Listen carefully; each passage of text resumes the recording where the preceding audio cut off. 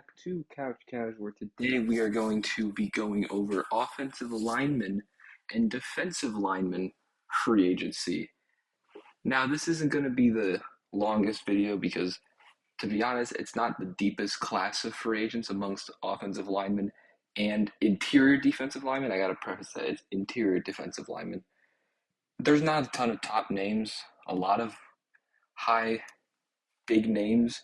So it's going to be a shorter video, and I'm also just going to try and go through it faster because I feel like I've kind of yapped a little bit and talked a lot in these other free agent videos.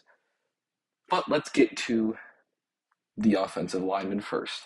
First name is Cade Mays. He's been a depth center for the Panthers, but he's had to play a good amount of games, and he's played pretty good for the Panthers when he's played. He's a younger center. I think this is his first contract since being drafted. And I just feel like since he is more of a backup for the Panthers, I feel like it could be harder for them to re-sign him. I feel like he's going to get more money from a team with more salary cap or just a different team in general that is willing to pay him to be a starter versus the Panthers who might pay him as like a backup slash 1A, 1B center. So I do think he ends up leaving, and a team that there's been two teams that have been rumored to go after him so far. That's the Lions and the Texans. And I feel like the Texans are in better position just from doing my mock drafts to draft a center than the Lions are. So I'm going to have the Lions spend their center money or get their center in free agency and get Cade Mays from the Panthers. Their O-line was not very good last year, whether it was injuries, a slight regression, whatever. They need help on that offensive lineman. Cade Mays is a great piece, great young piece at that center position. Next is Isaac Seumalo from Pittsburgh. It doesn't seem like he's going to stay in Pittsburgh. I don't have too many ideas of teams that are interested. I was just looking at like best landing spots for all these guys and best fits. And one team that mentioned Isaac Seumalo was the Niners, who I'm going to have him go to. They need help on the O-line, especially the interior.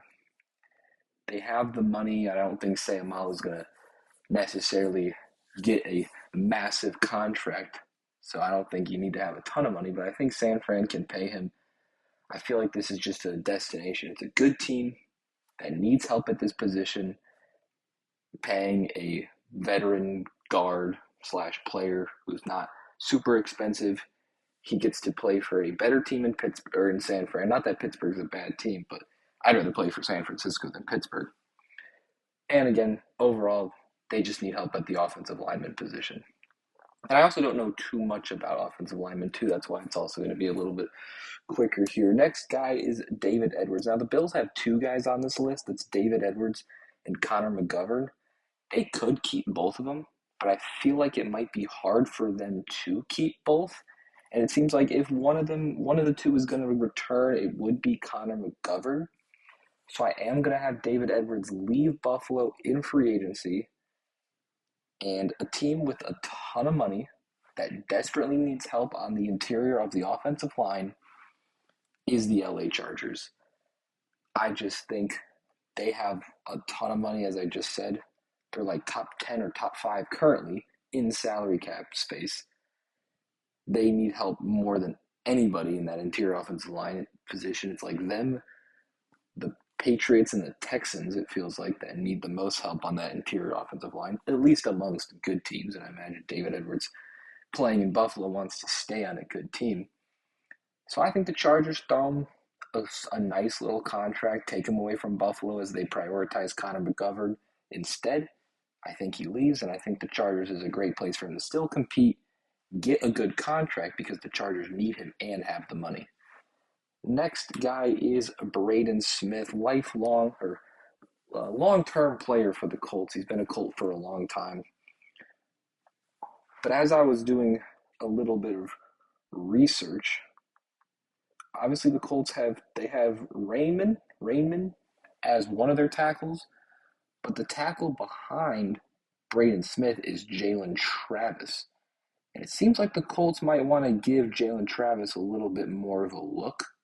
And maybe that comes at the expense of Braden Smith walking in free agency, especially because you have Alec Pierce, who they might want to bring back, especially because there's Daniel Jones, who they're going to want to bring back.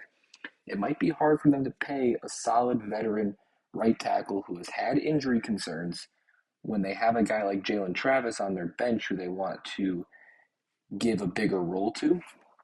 So I think, unfortunately for Colts fans, maybe fortunately, but it's more like a we want the team to move on from him, but it'll still be sad just because he's been a Colt for so long. I think he leaves, and a team that could be interested in spending some money at the offensive line position is the Cleveland Browns. No real connection here, no real like rumors going on with this one. It's a team that needs offensive line help. I could see them spending money on the offensive line. I'm going to have the Browns go after Braden Smith. As I mentioned earlier, Connor McGovern also on this list from the Buffalo Bills. I think the Bills keep one of him or David Edwards. Spoiler, it's the Bills keeping Connor McGovern instead of David Edwards. I literally just had David Edwards go to the Chargers. So Connor McGovern stays in Buffalo. He's a good player for Buffalo. I think Joe Brady just brings him back. James Cook had such a great season. You can't lose both him and David Edwards. I think Connor McGovern is a perfect guy for Buffalo to re-sign. Next is Rasheed Walker from the Packers. It seems like Rasheed Walker, from my little research, as I've mentioned many times here, is not going to go back to Green Bay. He still could. He still could. But it doesn't seem like he would. And a team that actually is interested in Rasheed Walker, I found this, little rumor, report, who knows how true it is, obviously, but a team that could be interested in Rasheed Walker, they have a ton of money to spend. Their O-line played a big role in them losing a very important game, and it's not the Chargers, it's the New England Patriots. They can move Will Campbell kind of around the O-line, play guard, play left tackle, right tackle, whatever. I know they could also draft guys with their 31st pick they have, but it seems like the Patriots could very well be highly interested in a guy like Rasheed Walker. He's a solid tackle. I think he's a tackle. I really should know this.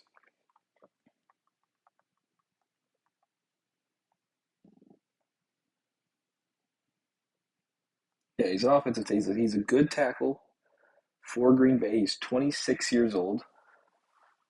New England has, despite spending all the money they spent, still has a ton of money. So I'm going to have them get Rasheed Walker. And our final offensive lineman, the big name on the market, Tyler Linderbaum. Now, the Ravens could easily bring him back. Right? There's a 100% a world where the Ravens bring Tyler Linderbaum back.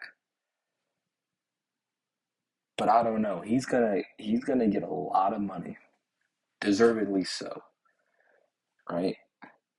And there are so many teams that are interested. The Chargers could get him. I mean, the Giants could get him. Maybe the Patriots could get him. Who knows? Maybe the Browns could get him. There's so many teams that could be in on Rasheed Walker, on Tyler Linderbaum, and a team that was listed that has a connection to Tyler Linderbaum. They just hired a coach that has some history with Tyler Linderbaum, and that is the New York Giants. Bringing John Harbaugh from the Ravens, or hiring Harbaugh from the Ravens, they can now sign Tyler Linderbaum from the Ravens. They need help on that center position, or that interior offensive line position. Pretty bad. Like, they could really use some help on that interior offensive line position, especially at the center position, which Tyler Linderbaum is. He's one of the better centers in the league.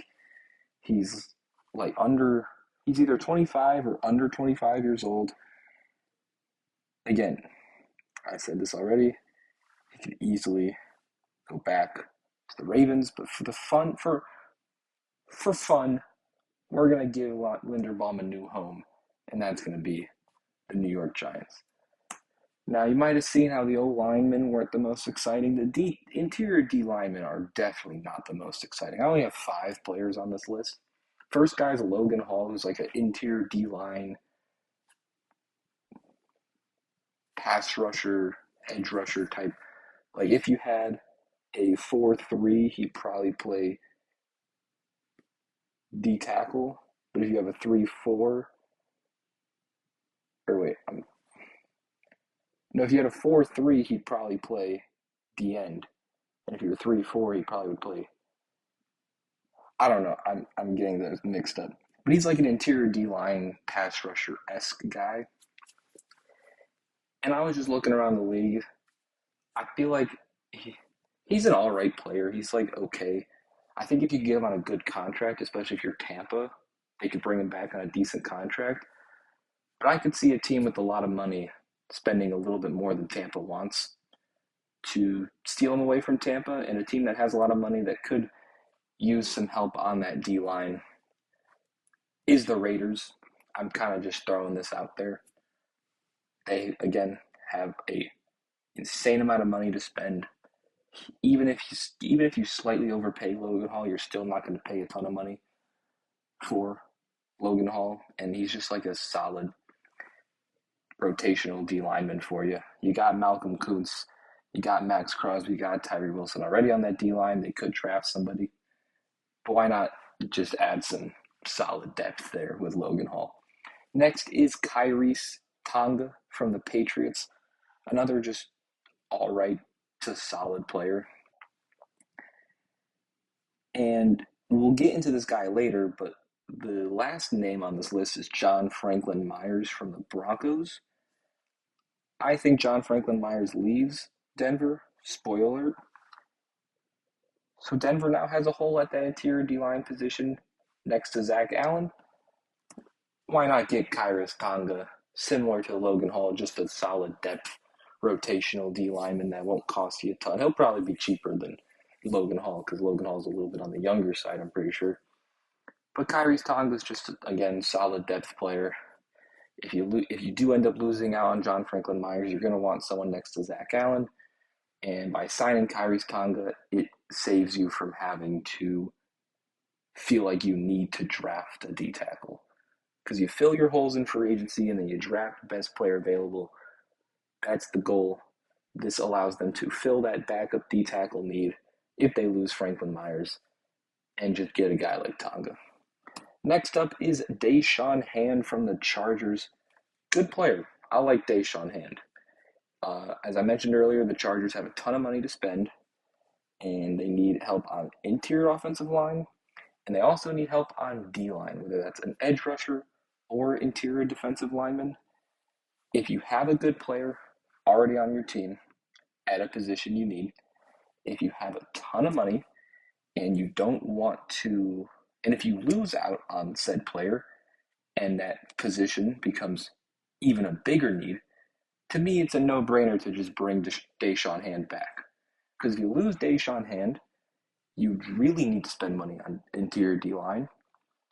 When you can just bring Deshaun Hand back, you have the money to do so, and that way you don't, because you already probably need to get some more D-line help with Deshaun Hand. So I couldn't imagine the amount of help they need if they lose Deshaun Hand. So you might as well just bring Deshaun Hand back. So I'm gonna bring Deshaun Hand or predict Deshaun Hand re-signs with the Chargers. Next is David Onyemata from the Falcons. Not too sure if he's going to come back to Atlanta or not. Good player, good veteran. Played on teams like the Saints, the Falcons. I think he might have played on the Jets. A team that also has money, similar to the Chargers, that could use some veteran depth on that interior D line because their defense is just horrible. Chargers defense isn't horrible, but this team's defense is horrible, and that's the Cincinnati Bengals. You got B.J. Hill, and that's pretty much it. They could be in the sweepstakes to draft some of the interior D line in this year's draft. Who knows? But as I said, with the Broncos, it's better to fill those needs before the draft than feel like you have to draft them even though I can imagine Cincinnati literally just drafts the best defensive player available because they can honestly use help at every single defensive position. So why not avoid forcing yourself to take an interior D lineman and getting a very solid, very good veteran D tackle in David Onyemata. And as I mentioned before, our last guy on this list is John Franklin Myers, and I am going to have him leave Denver. He had a good season. He's had 2 good seasons in Denver. I'm pretty sure 7+ sacks in his last 2 seasons on the Broncos, partially because he's on one of the best D lines in football. But I think he earned a good contract. He comes to Denver, plays very well, and now he's on the market. I think he's going to get a solid contract, especially as one of the best, if not the best, interior D lineman available. And I think Denver is going to get priced out of Franklin Myers by a team with a little bit more money, just because they already have Zach Allen. They can draft guys, they can sign cheaper guys like Tonga, like Logan Hall, and there's other D tackles too. I just didn't put them in this video. And a team that needs help, a lot of help on that interior D line, especially because they just lost someone earlier in this video. That's the Atlanta Falcons. They have a decent amount of money. They're like slightly above like the halfway point. Like the team with the middle amount of cap space, I think the Falcons have a little bit more than that. So like slightly above average in cap space compared to the rest of the league. You have Jalen Walker. We don't know what's going to happen with James Pierce, but regardless, they had a very good D line. I think second in sacks as a team. And John Franklin Myers has been a very good pass rusher the last 2 years on Denver.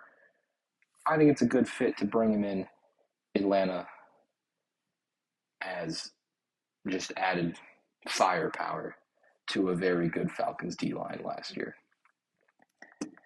And I know it was a short video, but that will conclude our offensive lineman and interior defensive lineman / D tackle free agent predictions. Again, it was short because there's just not a lot of talent at those spots available on the market. If you enjoyed the video, make sure to leave a like, comment down below where you think some of these guys will go in free agency. And I'll see you guys next time. Peace.